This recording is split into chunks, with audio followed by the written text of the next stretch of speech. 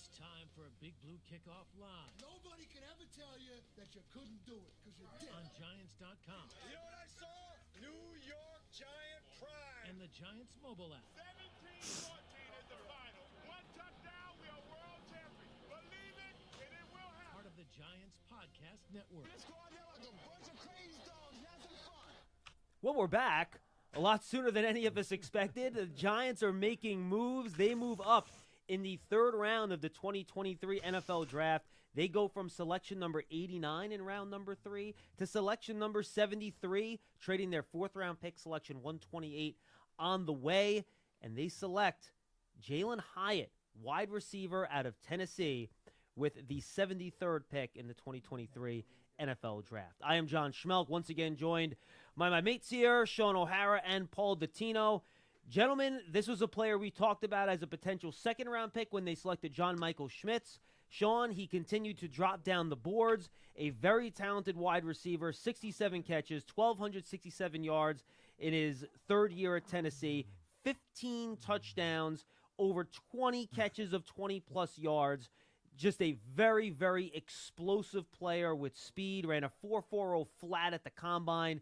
He gives the Giants some big play ability outside that this front office and coaching staff has been looking for. Yeah, no doubt about it. The Giants are just checking box after box after box. Corner, check. Center, check. Explosive receiver, check.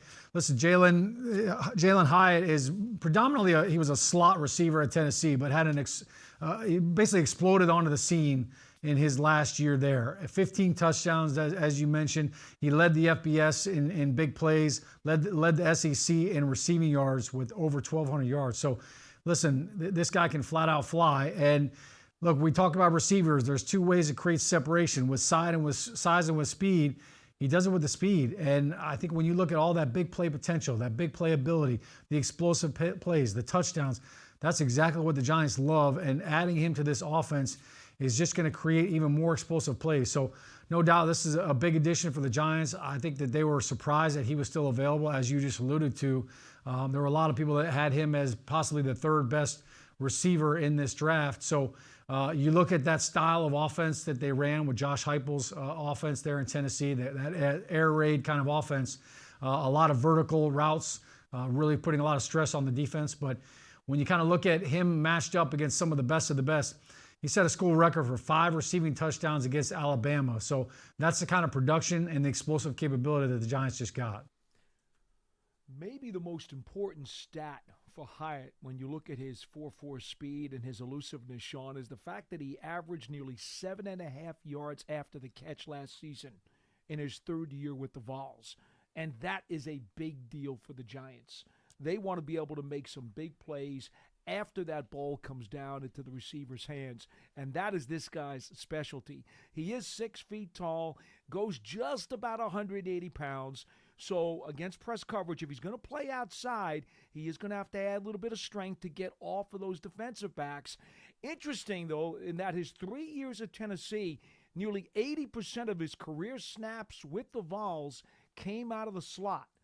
But it does appear like his medium size and his speed might be able to translate to the outside along the boundary. Yeah, on the consensus draft board, which kind of takes what all the mock drafts out there had for players heading in, he was the 42nd player on the consensus draft board. For the Giants to get him in round 3 certainly says it should be a lot of value here for Big Blue. And you talk about that scheme, what they'll do, they'll what they call stack the wide receiver. So they'll put Hyde in motion, put him behind the outside receiver to give him a free release. So, Shaun, those are some of the things that I think he's going to have to work on in the NFL, right?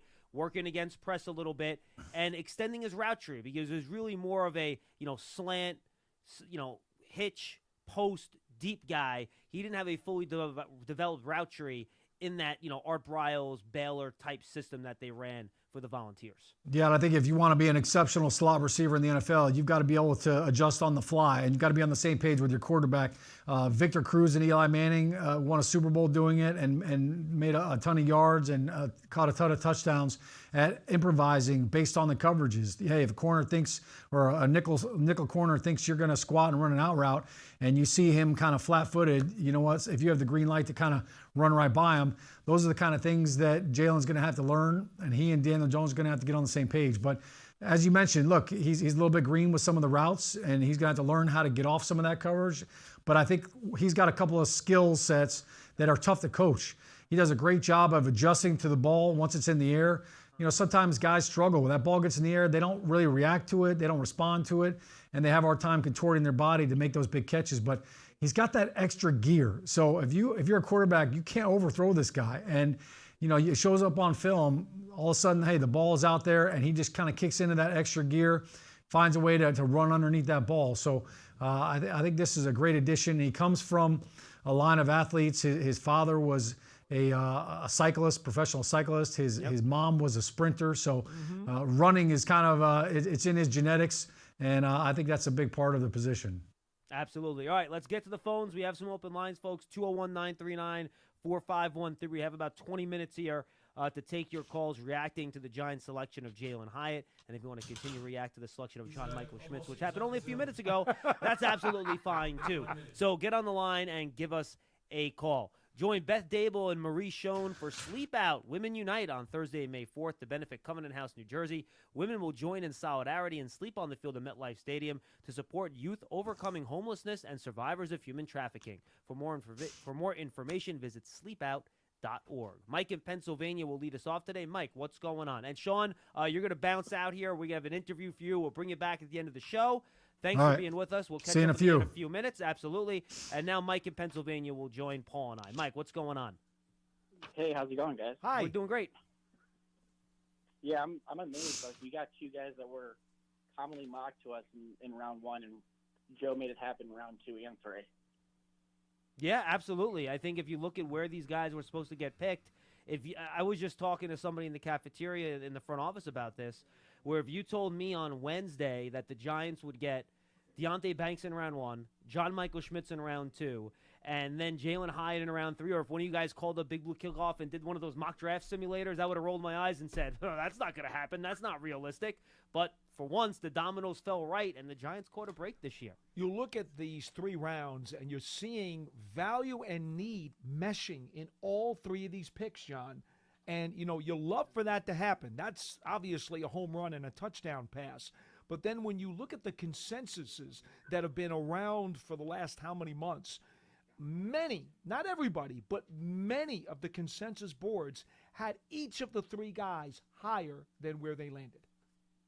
So it's really great stuff for the Giants so far. And now, unfortunately, it did cost you a 4th-round pick, though, to go up and get Hyatt, which, again, we talked about as being a very thick round for developmental running backs.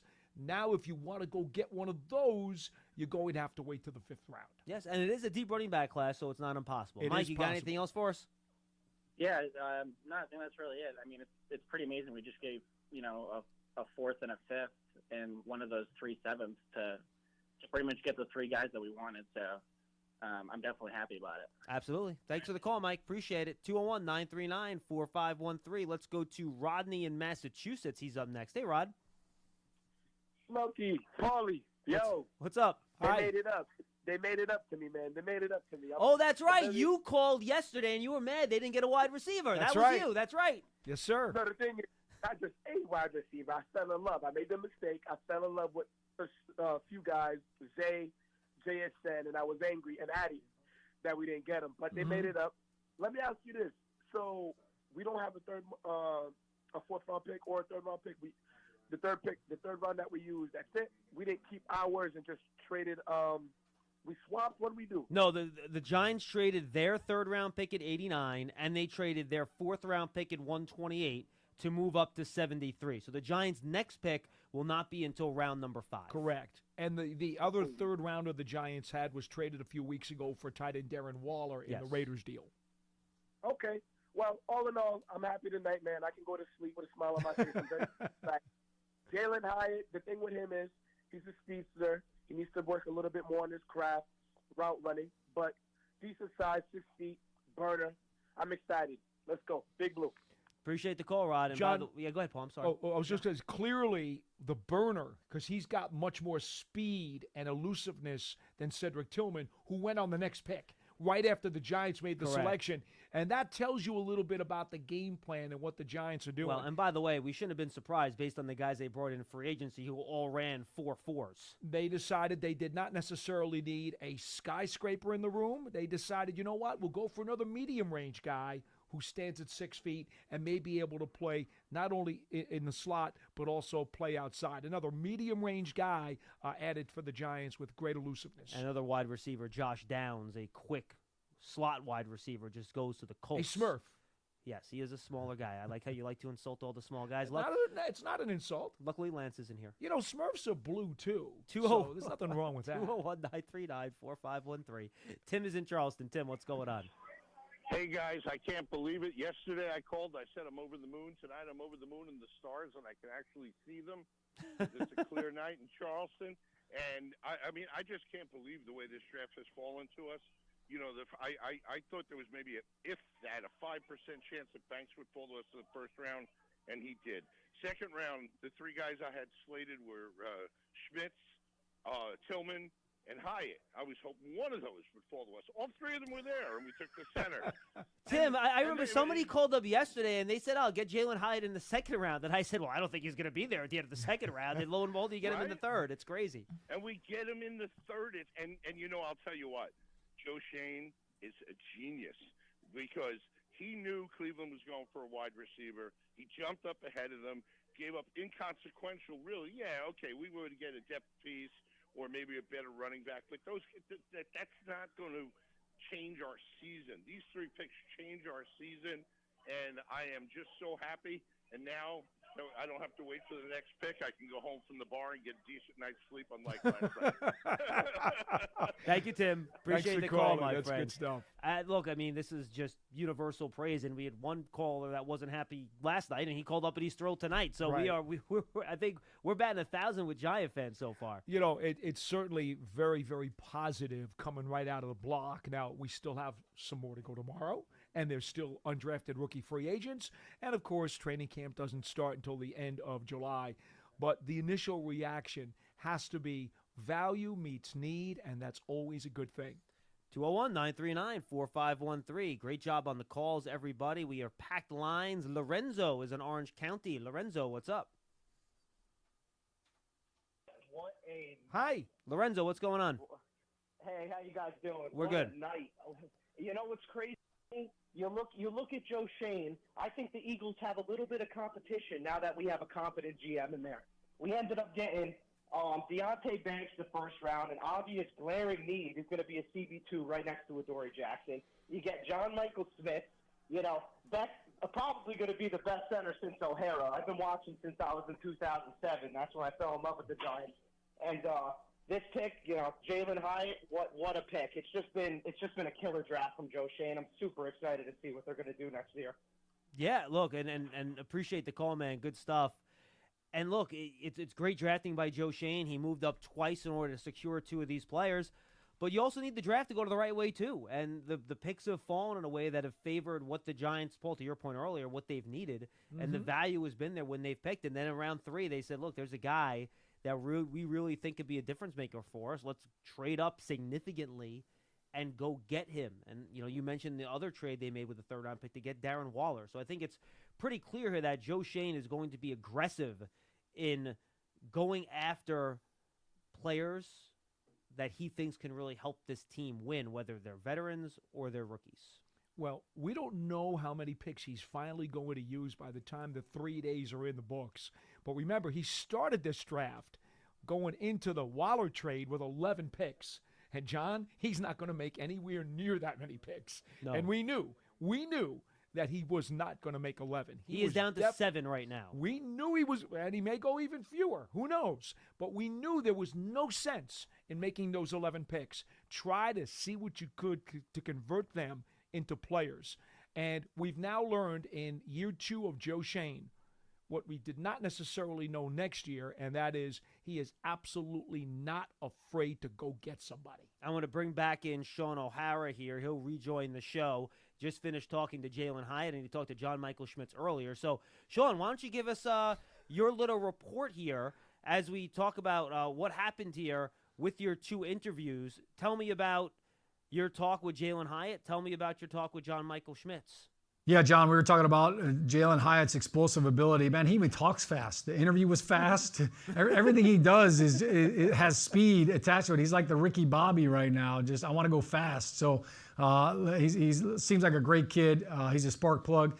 He's super excited. I think one of the things that really impressed me was the first question I kind of asked him about himself a little bit, what he's bringing to the Giants, and he just said, man, I just can't wait to come and win. So I think that's a great little testament into his mindset. Obviously, he had a really big year at Tennessee, but he can't wait to get here and to bring some of those explosive plays. He's looking forward to working with Brian Dable and Mike Kafka. So it seems like the kid's got some great personality to go along with that explosive ability. And he kind of gave us a little tease. He said, I asked him if he's got any special touchdown celebrations that he's planning to unveil on the NFL stage. So Giants fans, hopefully we don't have to wait too long for that celebration to come to fruition, but I can't wait to see what he's got in store. Sean, honestly, I'm surprised he didn't run out. He did have 15 of them last year. I don't know how many new ones he has up his sleeve here. Yeah, it's a good problem to have, It is a very good problem to have.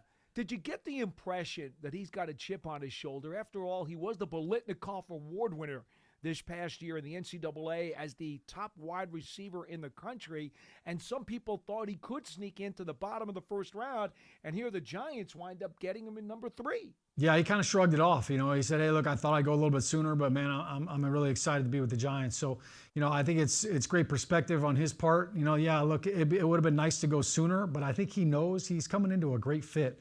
This is a great opportunity for him. Wan'Dale Robinson, the second-round pick from last year, coming off an ACL injury.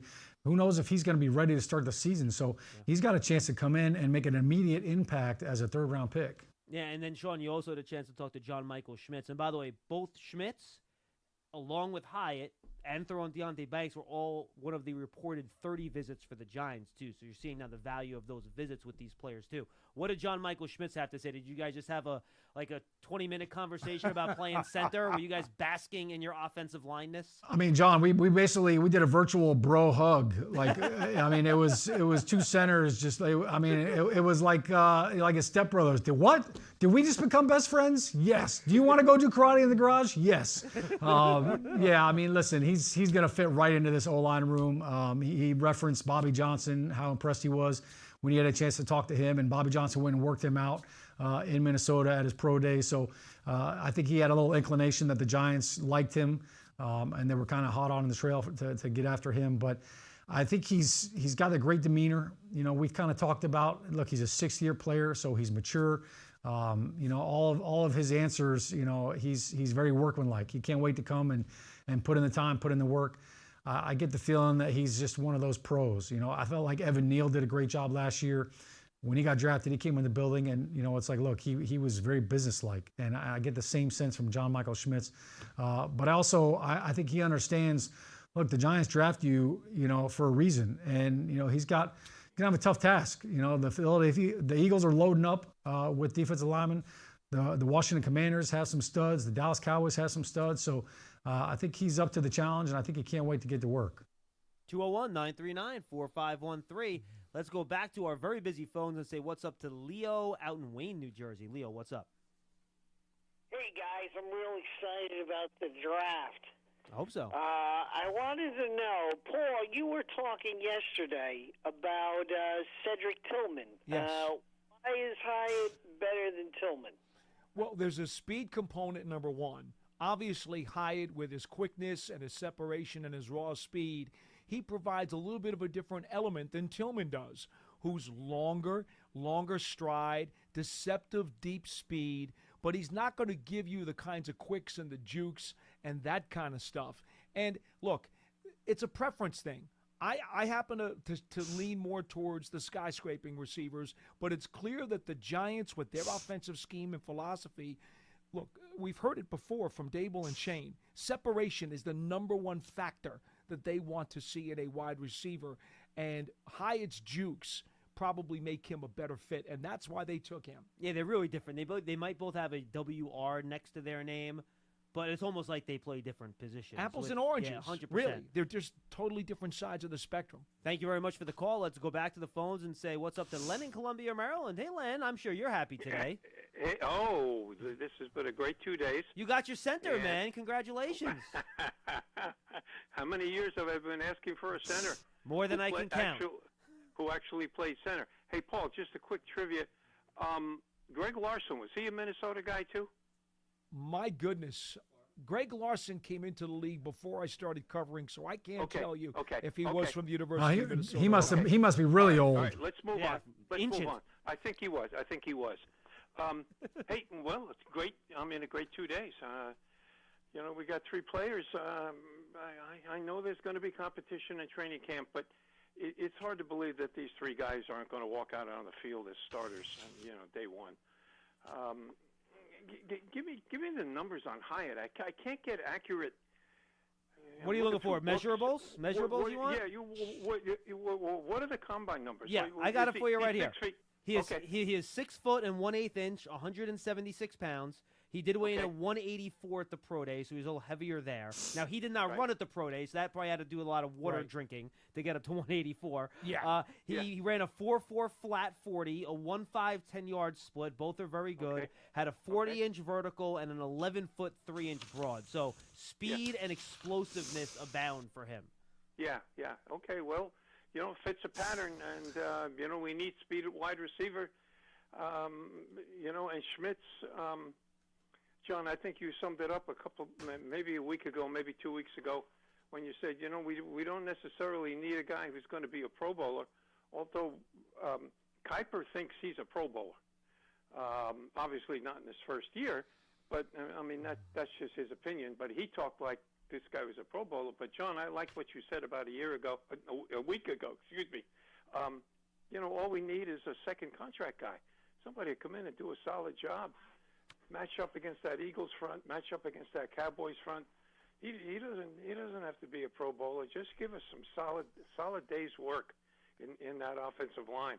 I feel good. It was just time to draft a center who plays center.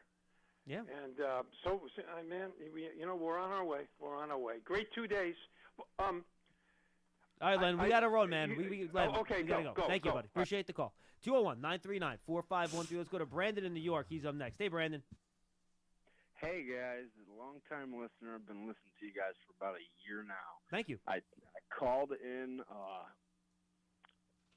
at the first reaction to John Michael Schmitz, and I tell you, in my mind, you got Thomas, you've got Neal, and now you've got an anchor in the middle. You've got 3, in my opinion, first-round grades on your line, kind of like the Eagles do.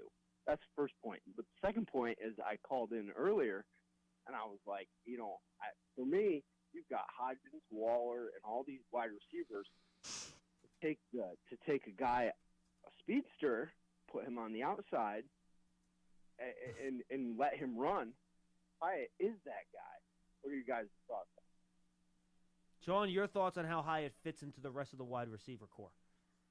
Yeah, I think he's going to be a great addition to it. We talked about it earlier. Wan'Dale Robinson coming off of the ACL injury, Sterling Shepard as well. So both those guys, we're not really sure how they're going to feel when the season starts.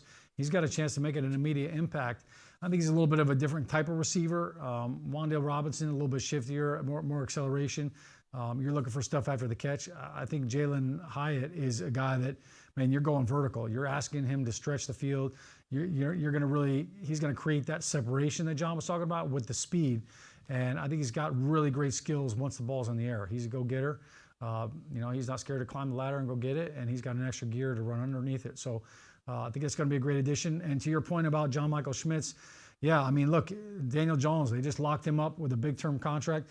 Why not protect him, right? It's like buying a really nice house. You dump a ton of money in your house.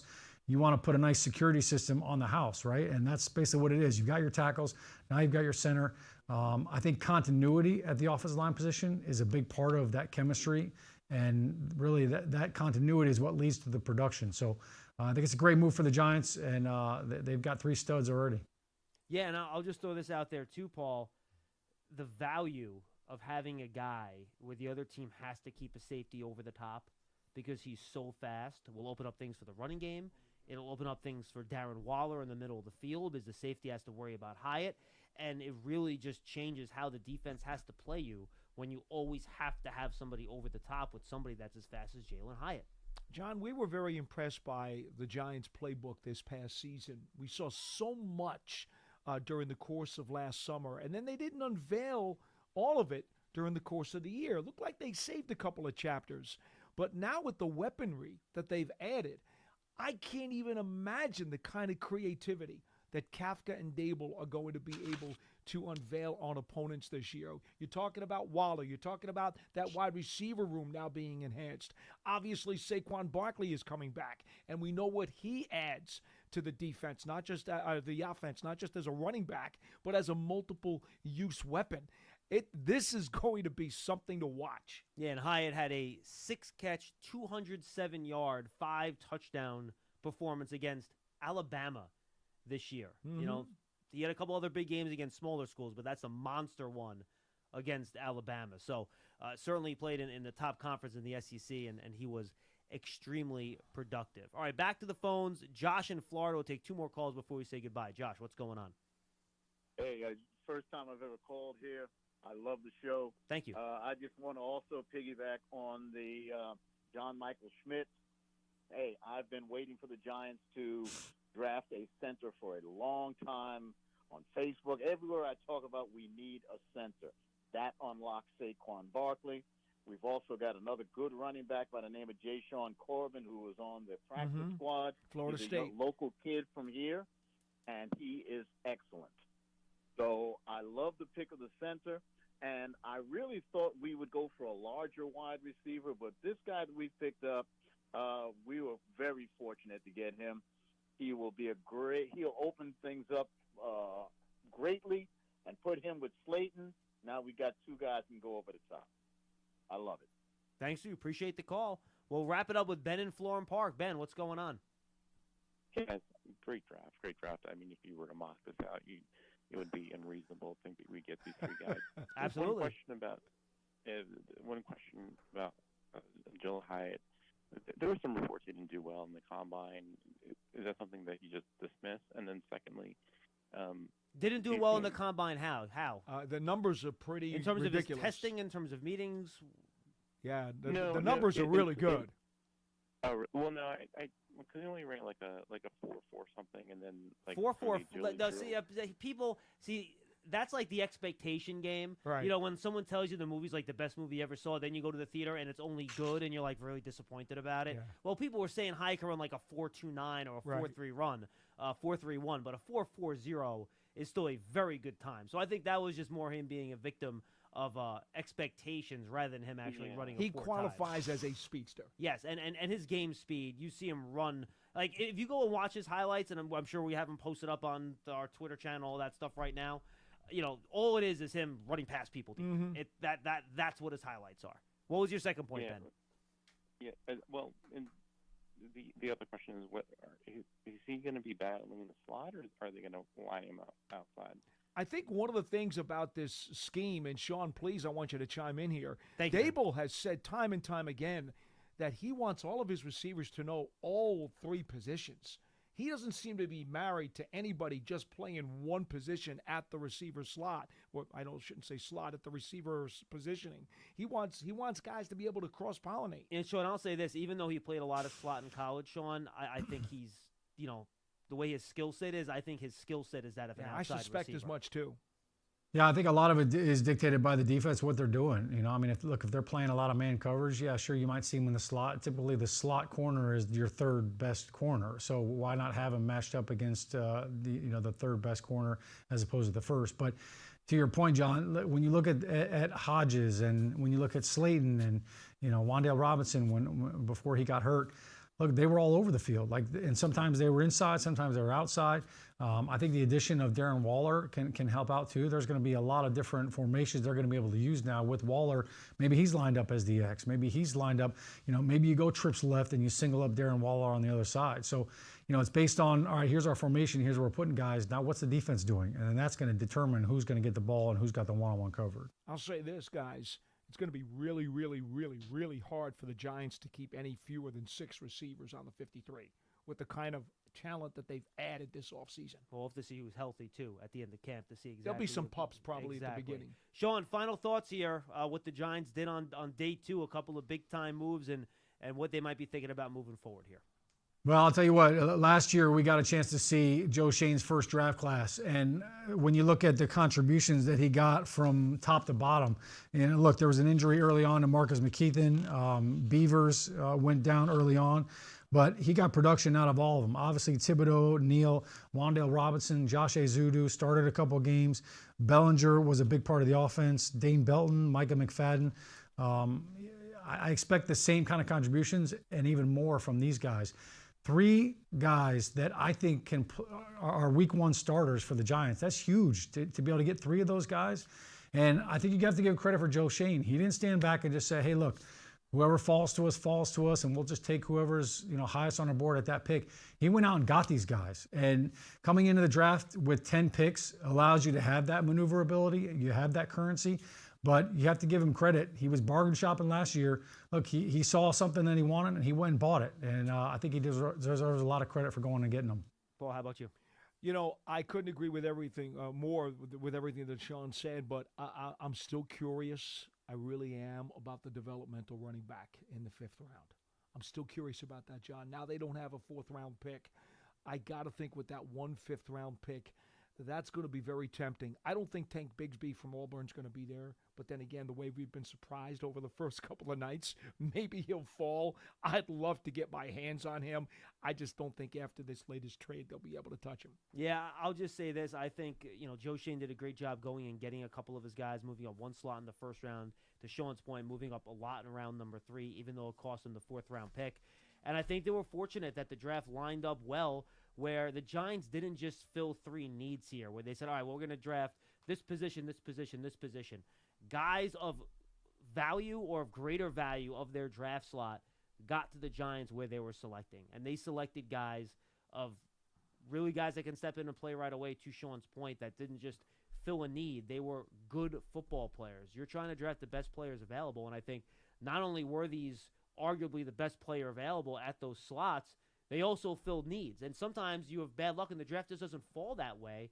And it did for the Giants to give Joe Shane and his crew credit for doing it, because the Giants are trying to fill out a complete team here to compete in the NFC East. And I think they took some very big steps yesterday and today to certainly improve in the division. If I can throw in one more crumb, fellas, I think it's interesting that Joe Shane actually showed us 2 sides of the coin.